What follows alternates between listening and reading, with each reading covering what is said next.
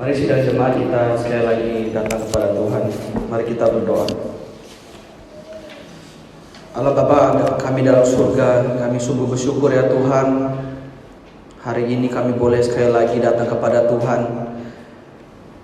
Kami yang seharusnya tidak layak datang kepada Tuhan, kami yang penuh dengan dosa, kami yang seharusnya dihukum karena dosa-dosa kami ya Tuhan. Tetapi sekali lagi oleh karena kasih karunia Tuhan, kami boleh datang menghadap kepada Tuhan. Dan pada saat ini ya Tuhan, kami akan mendengarkan sabda daripada firman-Mu. Berkati setiap kami ya Tuhan. Berkati anak-anak-Mu yang akan mendengarkan. Jauhkan sekali lagi dari kuasa kejahatan, kuasa iblis yang mencoba mengganggu kami, mendistract kami supaya kami tidak fokus mendengarkan firman Tuhan. Jauhkan sekali lagi Tuhan hal-hal yang mencoba mengganggu kami dari gadget-gadget kami ya Tuhan, supaya sekali lagi kami boleh datang dengan kesungguhan hati hadapan Tuhan. Dan juga ya Tuhan, berdoa untuk hamba-Mu sendiri akan menyampaikan kebenaran firman Tuhan. Berkati dengan segala kekurangan hamba-Mu, biarlah apapun yang hamba-Mu sampaikan boleh menjadi sebuah nasihat yang baik dalam kehidupan kami ya Tuhan. Terima kasih ya Tuhan, ini doa permohonan kami. Dalam nama Putra-Mu Yesus Kristus kami sudah berdoa, amin. Shalom Bapak Ibu. Shalom sekali lagi. Dan tidak terasa ya, hari ini ternyata saya lihat bulannya atau minggunya udah minggu terakhir. Tidak terasa ya Bapak Ibu ya, hari demi hari boleh terlewati dan sebentar lagi kita memasuki bulan Oktober ya. Oke Bapak Ibu, tema kita hari ini adalah reformasi dan gaya hidup. Reformasi gaya hidup kita atau lifestyle kita.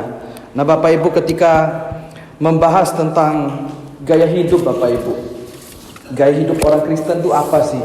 Pertanyaannya, gaya hidup orang Kristen itu apa sih Bapak Ibu?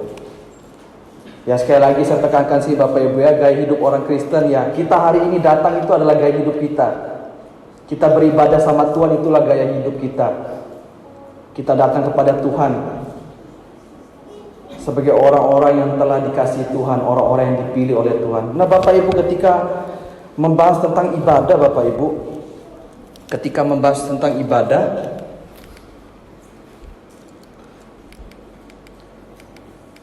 nah ketika membahas tentang ibadah Bapak Ibu, ya ini ya gambar alat musik ya. Wah seringkali kalau bahas tentang ibadah itu ya ada yang berpendapat ibadah itu apakah harus pakai piano saja? Apakah ibadah itu harus lengkap? Atau ada ibadah itu yang gereja itu tidak pakai apa-apa, nyanyi saja. Ada pemimpin pujiannya, nggak ada pakai alat musik apa, nggak ada alat musik, cuman akapela aja. Nah, itu menjadi pertanyaan Bapak Ibu, dan seringkali itu menjadi perdebatan. Dan saya sendiri adalah orang yang suka sekali ngomong hal ini dulu. Di kampus saya bilang, saya mau gini Pak, saya mau gini. Oh nggak boleh. Wah, tapi Bapak Ibu, setelah saya merenungi ya ibadah yang sebenarnya itu apa sih? Saya bertanya-tanya, ibadah yang sebenarnya itu apa? Apakah masalah seperti ini? Nah Bapak Ibu, kita membuka satu bagian firman Tuhan ya dalam Amos 5. Mari kita membuka Amos 5.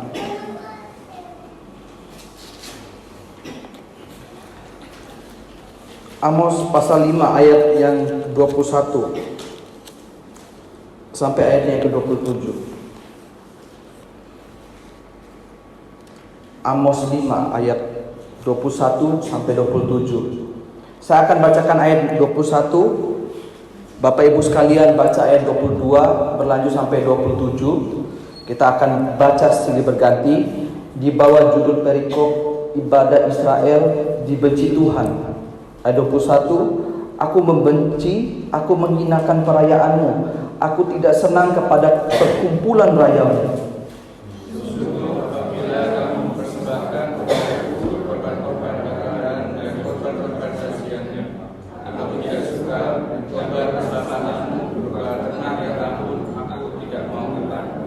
Jauhkanlah daripadaku keramaian nyanyian-nyanyianmu, lagu gambusmu tidak mau aku dengar.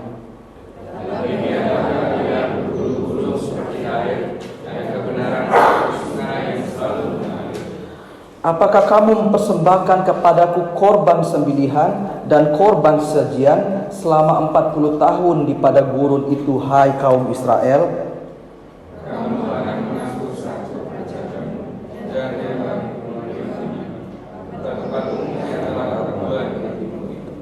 dan aku akan membawa kamu ke dalam pembuangan jauh ke seberang Damsyik. Firman Tuhan yang namanya Allah semesta alam. Oke Bapak Ibu, Amos, kitab Amos ya. Ya, kitab nabi-nabi kecil. Amos ini adalah seorang gembala.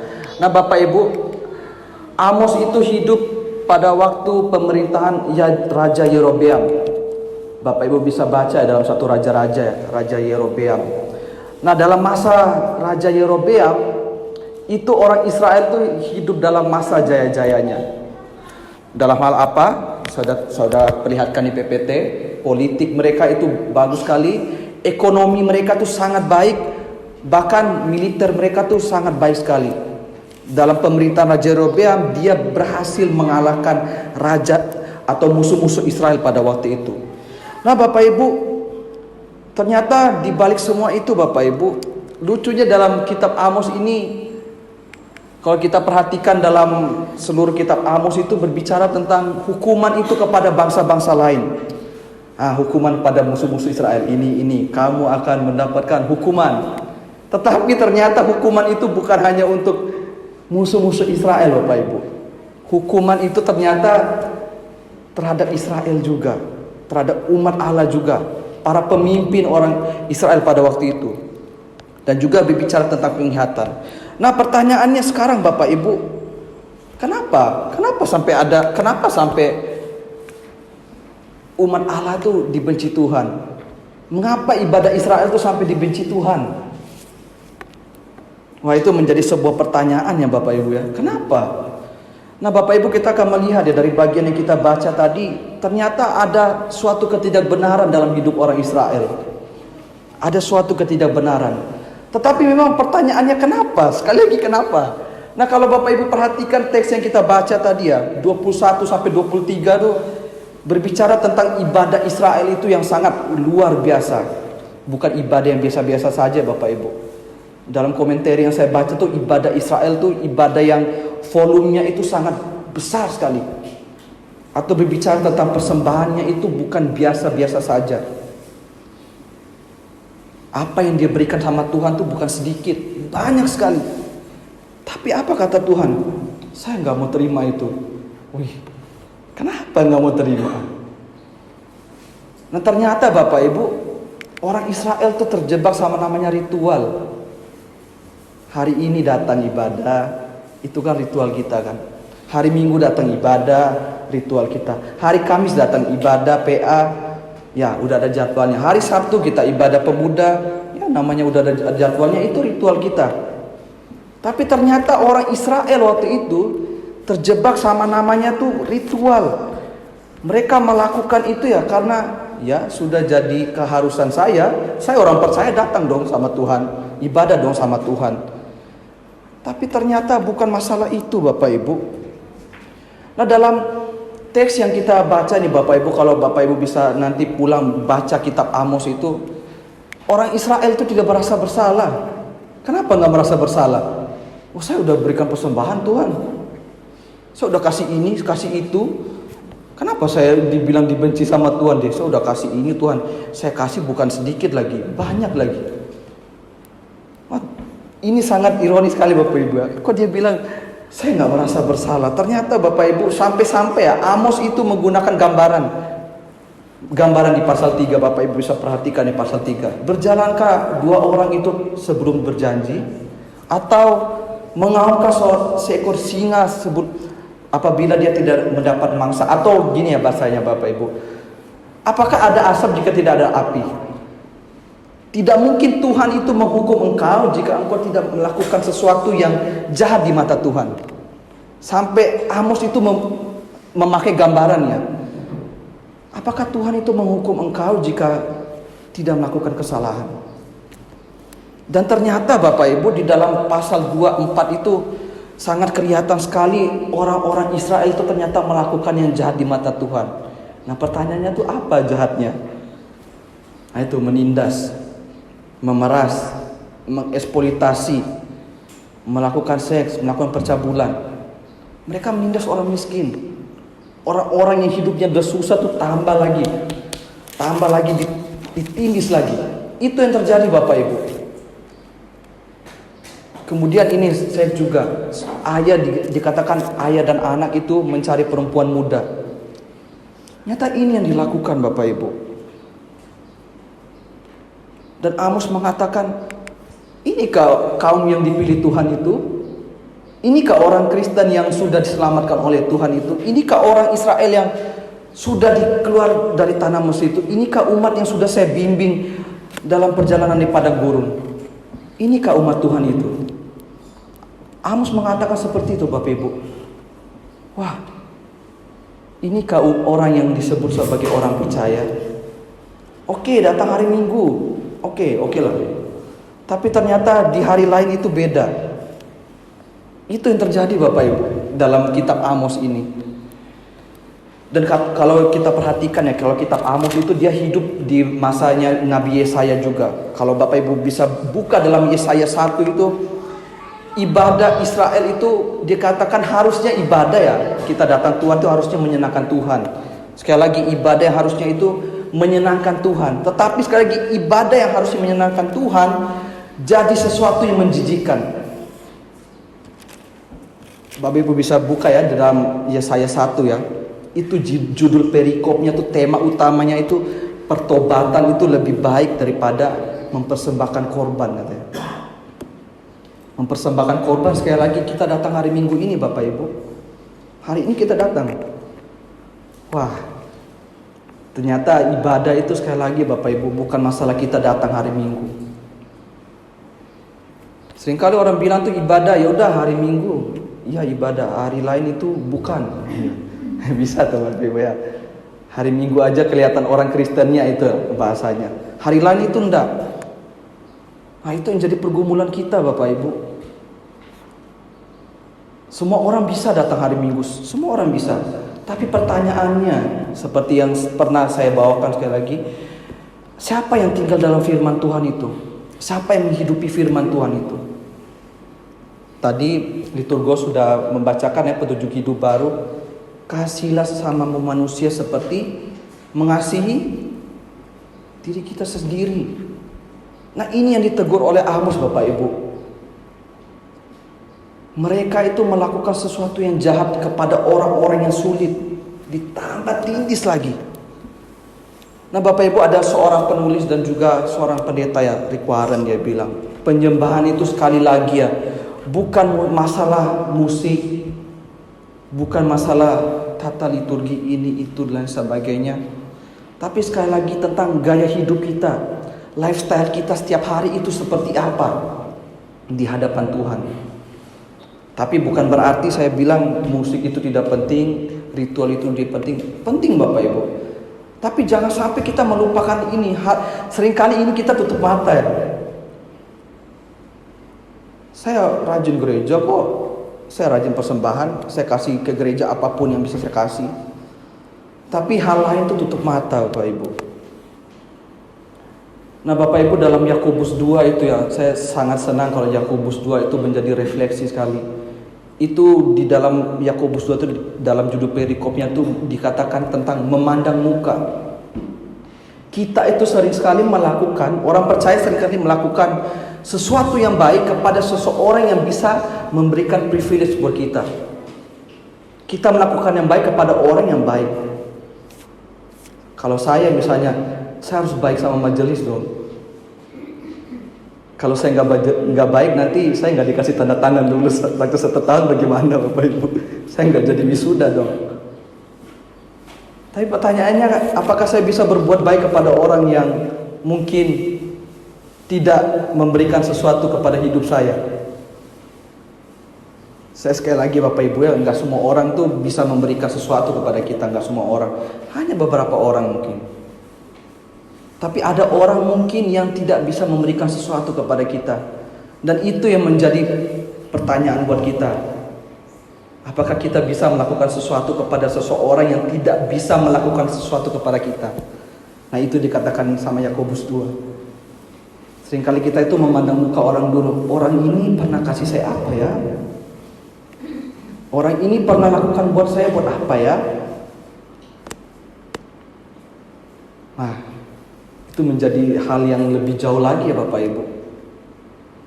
Nah, itu yang menjadi pergumulan kita setiap hari Bapak Ibu. Nah Bapak Ibu, ya waktu COVID ya. Waktu COVID itu, ya kita tahu sendiri waktu COVID kita akhirnya, kalau di saya sendiri karena saya masih kuliah, kita itu mengadakan ibadah daring, ibadah online. Dan saya memperhatikan dalam kolom-kolom komentar itu mengatakan, kangen ibadah gereja, malas ibadah di rumah yang cuma duduk-duduk aja nonton YouTube. Mau berdiri enggak ya terserah, karena enggak ada yang lihat, ya udah ibadah kita sendiri.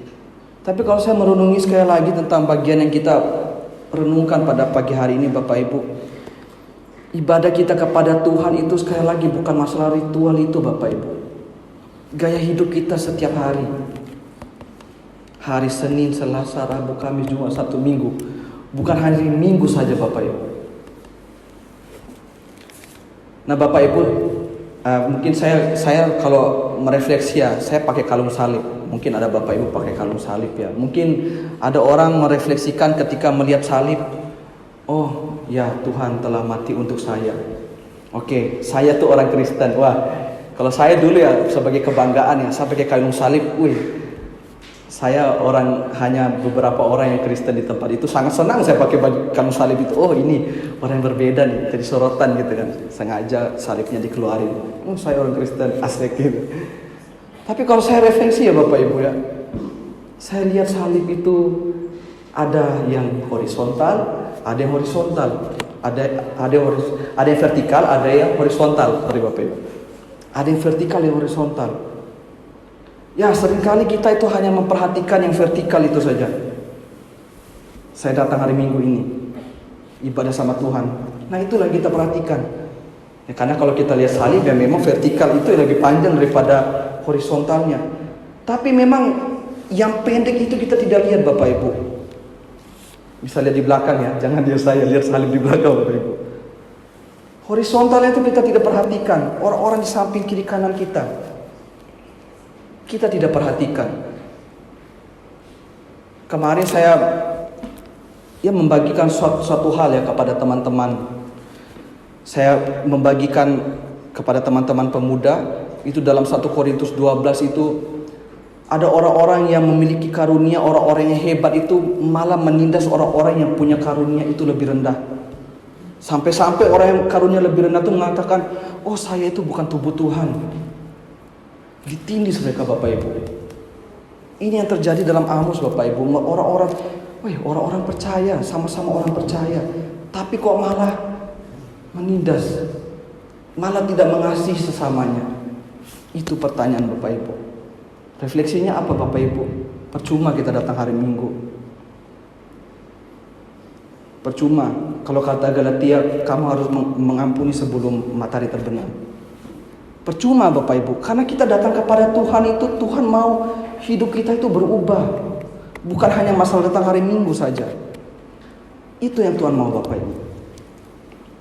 Kemudian yang kedua, tidak mendua hati. Nah Bapak Ibu, dalam pemerintahan Raja Yerobeam II, sekali lagi tadi di awal saya sudah katakan, itu yang terjadi pada masa itu adalah orang Israel itu suksesnya minta ampun. Mereka sangat hebat. Tetapi apa yang terjadi Bapak Ibu, itu membuat Yerobeam itu buta. Dia membiarkan segala sesuatunya, membiarkan penyembahan berhala, membiarkan ketidakadilan. Sudahlah, biarin aja. Dan kalau Bapak Ibu perhatikan ya Bapak Ibu, di dalam ayat 25-26 itu ada kata sakut kewan. Sakut kewan itu adalah ilah-ilah ya, ilah-ilah dewa-dewa Kanaan. Dan mereka Bapak Ibu, ilah ini marah kalau ketika tidak diberikan persembahan. Marah mereka Bapak Ibu. Lalu apa ya refleksi kita Bapak Ibu dari bagian ini? Sekali lagi Bapak Ibu ya, Tuhan itu bukan pribadi yang bisa disogok. Mungkin manusia bisa disogok. Tutup mulut ya, kasih 100, pinjam 100 gitu. Tapi sekali lagi Bapak Ibu, Tuhan itu bukanlah pribadi yang bisa disogok dengan persembahan kita. Supaya Tuhan itu buta, ditutup mata Tuhan pakai uang, jadi nggak lihat kesalahan saya. Wah, tidak seperti itu ya Bapak Ibu ya. Tidak seperti itu Bapak Ibu. Tuhan bukan pribadi yang bisa disogok seperti ilah-ilah dewa-dewa Kanaan. Nah, lalu pertanyaannya, sikap mendua hati seperti apa sih yang kita lakukan saat beribadah di gereja ini? Ini ya Bapak Ibu. Mungkin ya, sekali lagi kalau kita berbicara tentang ilah-ilah, mungkin bisa saja orang Kristen datang ibadah hari ini tapi memiliki jimat-jimat. Bisa aja Bapak Ibu. Saya banyak temukan. Saya ikut visitasi pendeta, ternyata ini masih ini dan sebagainya. Tapi kalau saya refleksi hal-hal yang simpel sekali lagi, kita datang ke rumah Tuhan hari ini. Orang Israel datang ke rumah Tuhan, mereka memberikan persembahan. Tetapi di sisi yang lain, mereka menyembah juga ilah-ilah lain. Nah, kalau kita refleksikan sekarang apa? Hari ini kita datang ibadah, waktu ibadah juga kita main HP. Itu yang terjadi Bapak Ibu. Kita nggak usah ngomong dewa-dewa ilah-ilah lain lah, nggak usah. Terlalu jauh. Hari ini hati kita tuh sedang beribadah. Lihat, kita nyanyi, beribadah, dengar Pak Pendeta khotbah, loso khotbah dan sebagainya. Tapi di saat yang sama juga hati kita tuh lihat dalam. Saya refleksi juga Bapak Ibu, ketika saya di gereja saya disentil sama mentor saya. Juga gitu. Saya diam aja, tapi saya refleksikan. Ketika saya mengingat momen-momen itu lagi ya Bapak Ibu, sebelum saya sekolah di sekolah teologi, sekolah di STT. Oh iya ya, hal-hal yang simpel ini kadang itu kita buta, kita nggak perhatikan.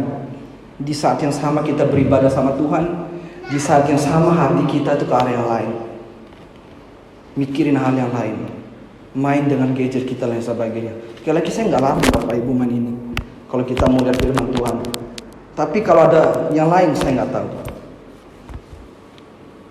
Itu yang ditegur oleh Amos Bapak Ibu. Ini yang terjadi dalam kitab Amos. Makanya Tuhan bilang, saya membenci ibadahmu itu, saya membenci perayaanmu itu. Berapapun yang kamu kasih buat Tuhan, berapapun yang Bapak Ibu kasih buat Tuhan, saya tidak mau jika tidak ada perubahan gaya hidup itu Bapak Ibu.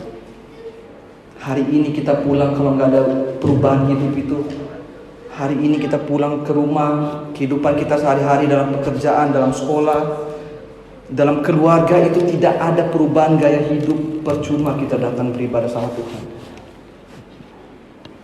Percuma jika tidak ada kasih dalam hati kita. Dan sekali lagi percuma lagi kita datang ibadah ternyata hati kita mendua kiri kanan. Sekali lagi ya Bapak Ibu, kitab Amos mengajarkan kita ibadah yang sejati itu adalah gaya hidup kita. Hari ini kita ibadah, besok juga kita beribadah, besoknya lagi kita beribadah. Itulah ibadah kita Bapak Ibu. Seperti kata Roma ya, persembahkanlah hidupmu sebagai korban yang harum berkenan di hadapan Tuhan. Itulah ibadahmu yang sejati Bapak Ibu. Ingat selalu itu. Dan sekali lagi, kita jangan sampai menduakan Tuhan. Amin ya Bapak Ibu ya. Semoga kita selalu ingat dalam perjalanan hidup kita untuk merubah gaya hidup kita, lifestyle kita setiap hari. Mari sama-sama kita tundukkan hati, kita berdoa pada Tuhan. Ya Tuhan, sekali lagi kami memohon ampun ya Tuhan.